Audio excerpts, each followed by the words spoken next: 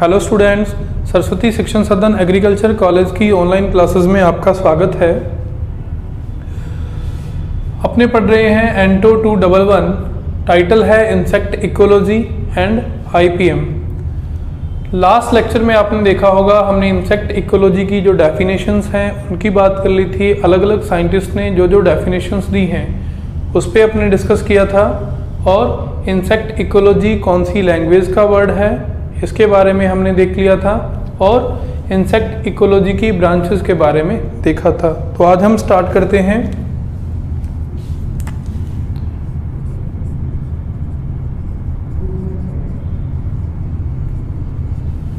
जो अपने last lecture में देखा था, मैंने जो फ्लो चार्ट बनाया था insect ecology,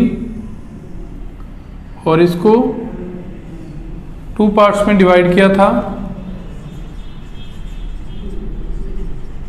auto ecology and सिनेकोलॉजी में।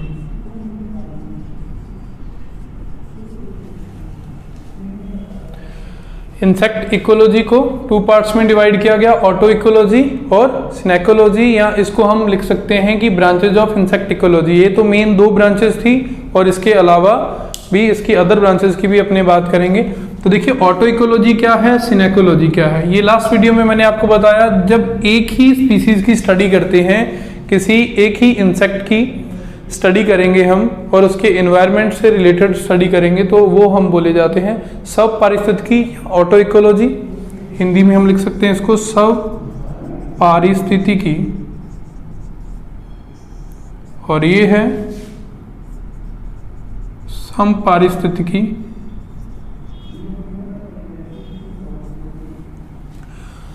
तो इसमें सिनेकोलॉजी को हमने फिर से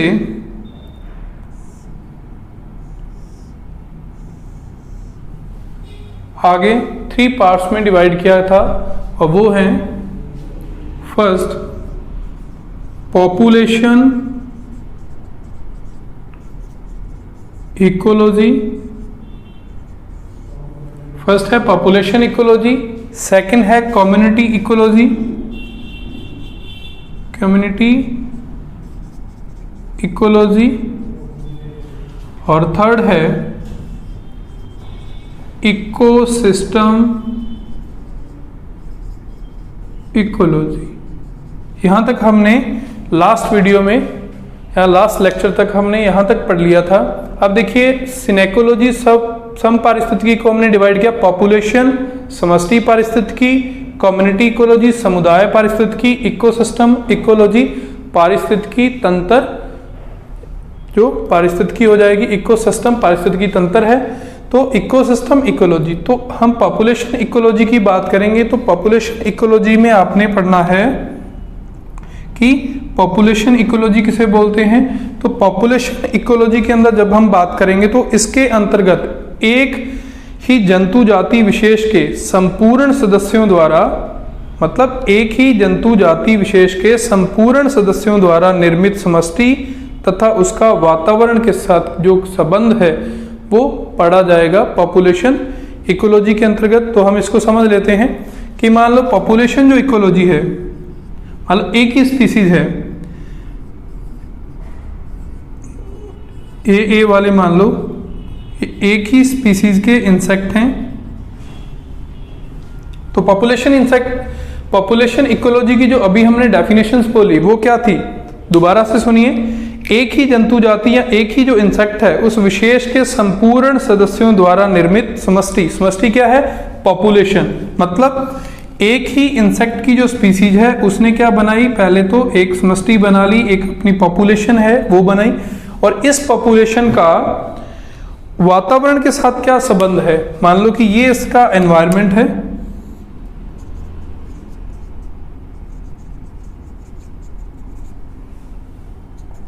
तो इस पॉपुलेशन का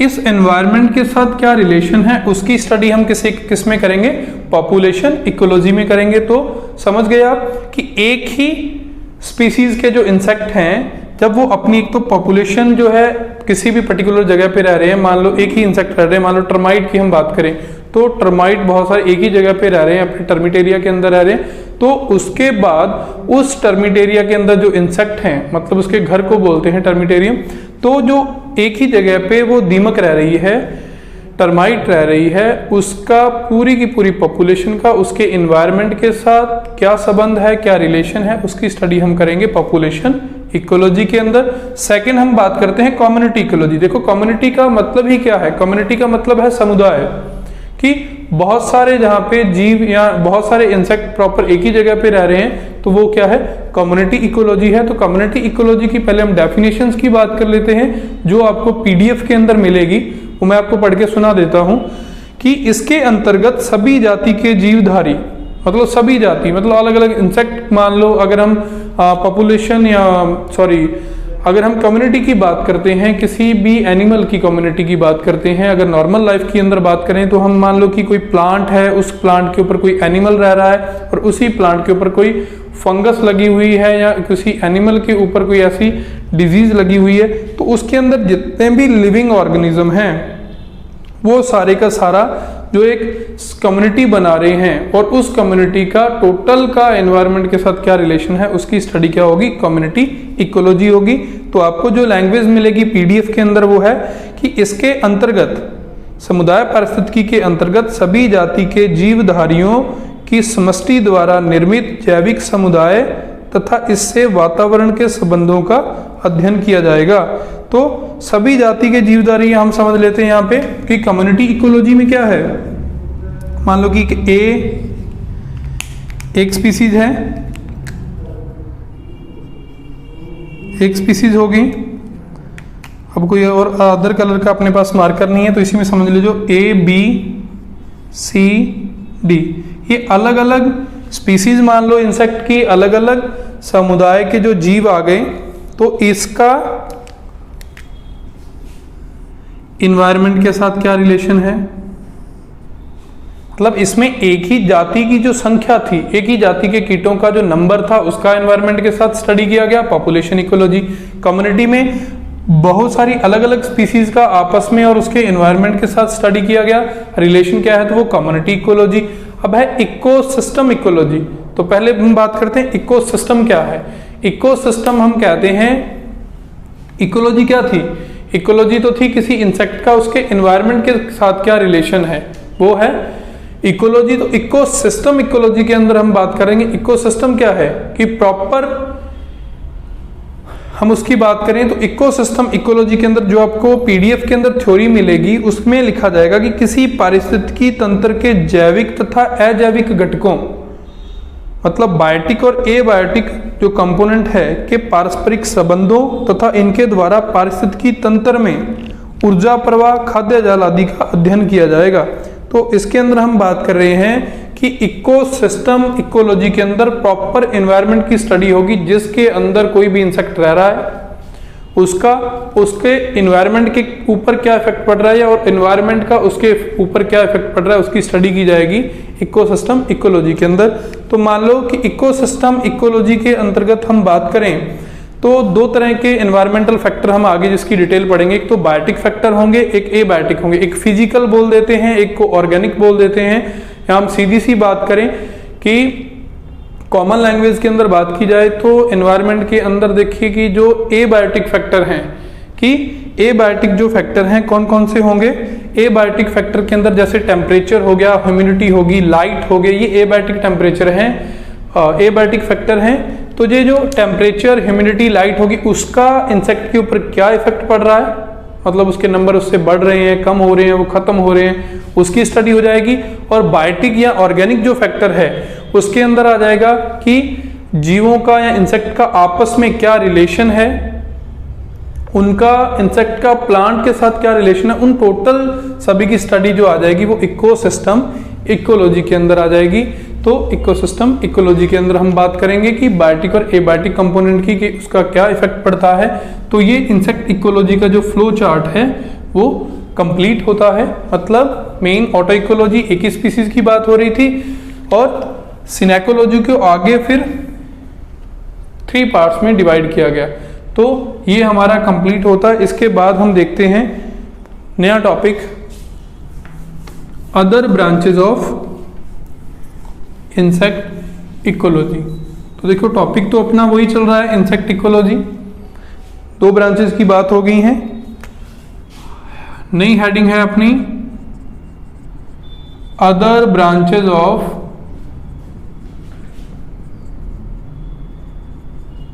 इंसेक्ट इकोलॉजी कि 2 ब्रांचेस हमने देख ली। अदर ब्रांचेस में कौन कौन सी हैं? अदर ब्रांचेस के अंदर देखिए कि प्रोडक्शन इकोलॉजी आ जाएगी, सिर्फ हमें नाम ही है, इसके अंदर डिटेल नहीं है आपकी। प्रोडक्शन इकोलॉजी फर्स्ट है, इसको हिंदी में बोलते हैं प्रोडक्शन इकोलॉजी को उत्पादन पारिस्थितिकी। Gene ecology,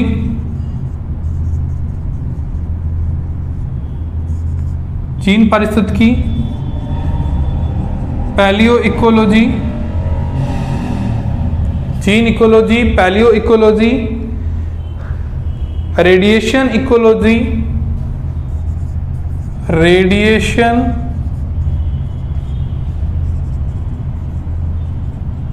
ecology. उसके बाद आ जाएगी हैबिटेट,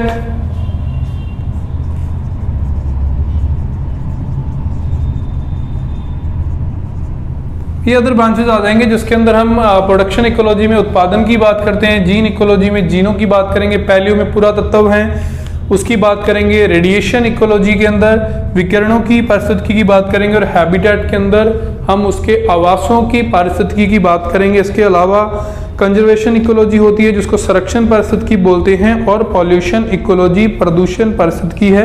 ये अलग उसकी ब्रांचेज आ जाएंगी। तो इसके बाद हम मेन बात करेंगे एक अलग टॉपिक की। देखो हमने अब पढ़ ली इकोलॉजी, इंसेक्ट की इकोलॉजी की, जस्ट हमने थोड़ी हिस्ट्री देखी, बात की डेफिनेशंस वगैरह की, ब्रांचेस की बात करें। अब हम देख रहे हैं कि इंसेक्ट इकोलॉजी यही थी ना, किसी इंसेक्ट का उसके इन्वायरमेंट के साथ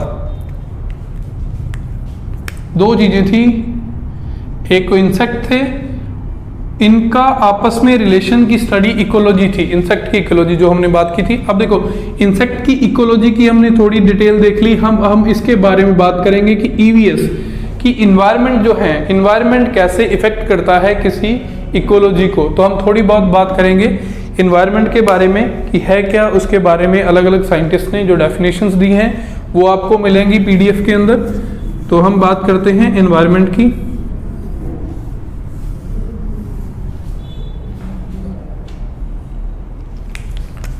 तो टॉपिक है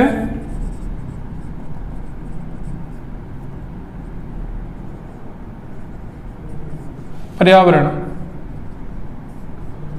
तो पर्यावरण की तो डेफिनेशन सबको पता होगी, छोटी क्लासेस में आपने पढ़ा होगा कि पर्यावरण क्या है, एनवायरनमेंट क्या है।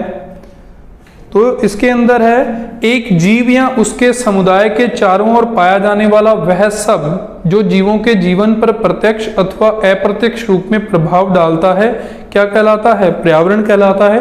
ये आपको पीडीएफ में लैंग्वेज मिलेगी। अब अपने देखते हैं, अपने समझ लेते हैं कि पर्यावरण है क्या।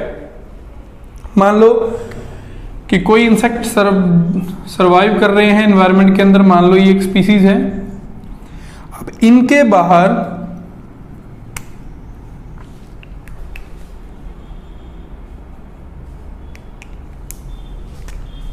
ये एक चीज है,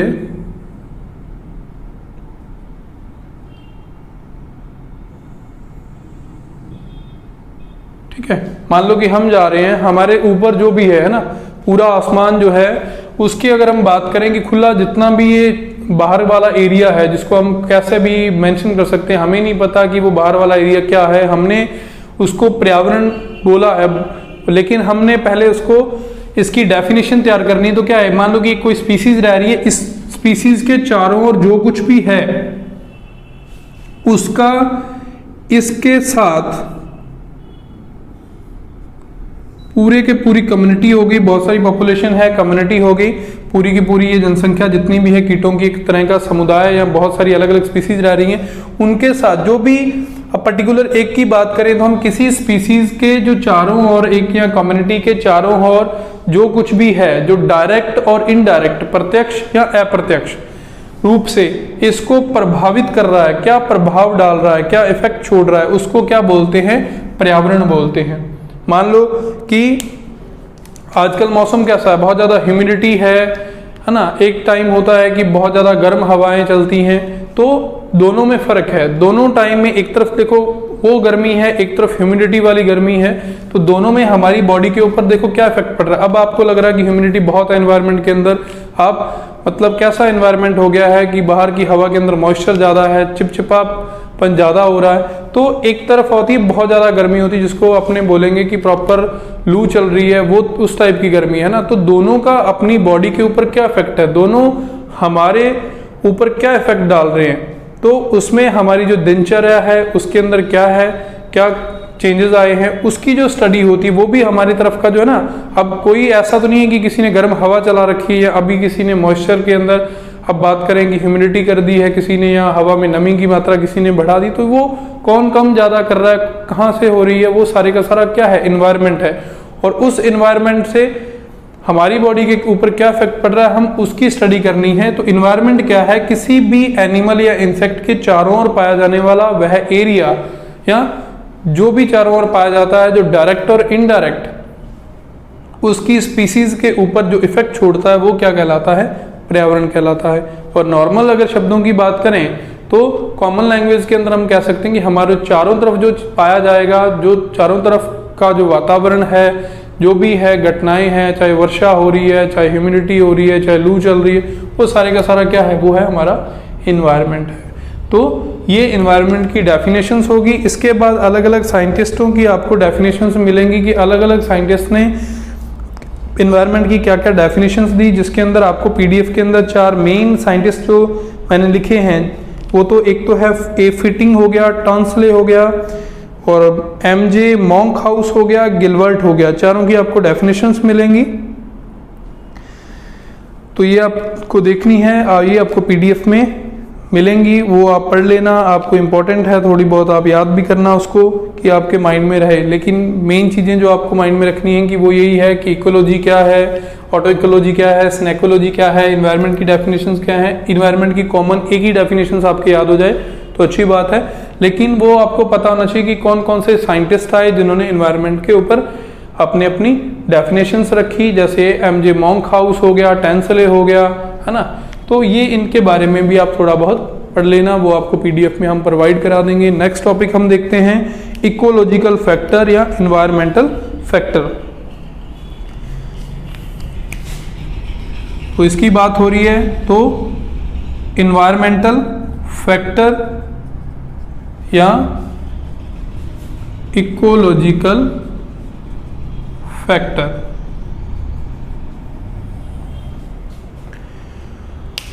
तो देखिए जी, फैक्टर की मैंने इससे पहले भी बात की थी आपसे कि इन्वायरमेंटल फैक्टर या इकोलॉजिकल फैक्टर क्या है। 2 तरह के फैक्टर होते हैं, एक तो एबायोटिक फैक्टर होते हैं जिसको हिंदी में अजैविक घटक, और बायोटिक फैक्टर हैं जिसको जैविक घटक या ऑर्गेनिक फैक्टर बोलते हैं।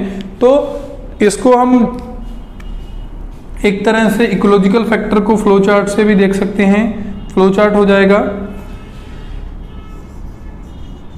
एबायोटिक और बायोटिक।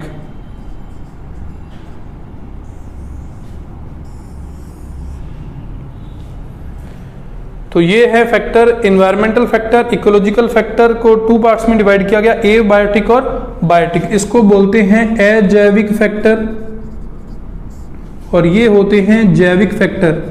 और मैं हिंदी में बात करूं तो नाम से पता चलेगा, अजैविक मतलब जो जिंदा नहीं है, जैसे ह्यूमिडिटी हो गई, टेम्परेचर हो गया, रेनफॉल हो गया, ये सारे के सारे जो कंपोनेंट हैं जो अजैविक के अंदर आते हैं। जैविक के अंदर आएंगे 2 इंसेक्ट या 2 लिविंग ऑर्गेनिज्म जो एक दूसरे को इफेक्ट कर रहे हैं। मान लो कि प्लांट का इंसेक्ट के साथ, क्योंकि दोनों लिविंग है, प्लांट का इंसेक्ट के साथ क्या रिलेशन है, 2 इंसेक्ट का आपस में क्या रिलेशन है, वो सारे के सारे बायोटिक फैक्टर के अंदर आएंगे। तो हमें एबायोटिक और बायोटिक की डिटेल देखनी है। अब एबायोटिक के अंदर कौन कौन से हैं, तो एबायोटिक के अंदर आपको जो मिलेंगे लिखे हुए पीडीएफ के अंदर, तो फर्स्ट आ जाएगा टेम्परेचर, की जो तापमान है वो इंसेक्ट की इकोलॉजी को कैसे इफेक्ट करता है। सेकंड है ह्यूमिडिटी, कि जो आर्द्रता नमी है वातावरण के अंदर, एनवायरनमेंट का जो मॉइस्चर है वो इंसेक्ट की बॉडी के ऊपर कैसे इफेक्ट करता है। थर्ड है लाइट, प्रकाश और एयर करंट। एयर करंट हो गया, तो एयर करंट में मतलब वायु धाराएं होगी कि हवा जितनी तेज चल रही है तो उसका इंसेक्ट के ऊपर क्या इफेक्ट पड़ रहा है। बहुत सारे इंसेक्ट जो खुद उड़ नहीं सकते वो हवा के साथ ही जाते हैं उड़कर, मतलब एक बार थोड़ी छलांग लगाते हैं उसके बाद हवा ले जाती है, वो आ जाएगा। लाइट है, तो बरसात के दिनों में लाइट पे अट्रैक्शन होता है इंसेक्ट का, वो उनके बारे में बात कर लेंगे। ह्यूमिडिटी और टेम्परेचर, कितने कम टेम्परेचर पे सर्वाइव कर सकते हैं, कितने ज़्यादा टेम्परेचर पे सर्वाइव कर सकते हैं, मिनिमम टेम्परेचर और मैक्सिमम टेम्परेचर हम इसके अंदर बात करेंगे। एक आ जाएगा इडाफिक फैक्टर, जो मिट्टी के अंदर जो है कि मृदीय कारक जो हैं वो कैसे इफेक्ट करते हैं, तो एक आ जाएगा लास्ट में हम लिख देते हैं इडाफिक फैक्टर। तो ये आ जाएंगे 5 फैक्टर एबायोटिक फैक्टर के अंदर। और जो बायोटिक फैक्टर की हम बात करेंगे इसके अंदर जो मेजर आ जाएंगे उसकी हम बात करते हैं, क्योंकि बायोटिक मैंने अभी आपको बताया कि दोनों चीजें लिविंग ऑर्गेनिज्म होंगी जो एक दूसरे की लाइफ के ऊपर क्या इफेक्ट करती हैं। फर्स्ट है जीवों का पारस्परिक संबंध है, रिलेशनशिप बिटवीन, रिलेशनशिप अमंग,